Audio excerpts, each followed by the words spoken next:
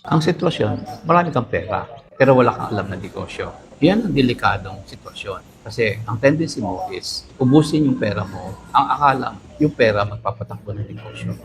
Actually, hindi pera ang magpapatakbo ng negosyo. It is going to be your ability to run the business. So, kung malaki ang pera mo, itago mo muna at maghanap ka ng pwede mong umpisahan base doon sa kakayanan mo. Any business, hanapin mo muna kung saan ka pwedeng pumosisyon at kaya mong gawin. Diyan ka mag-umpisa. Huwag mo munang isipin yung pera na hawak mo kasi mauubos yan kung papasok ka sa isang negosyo na hindi mo naman kabisado at itataya mo yung pera mo.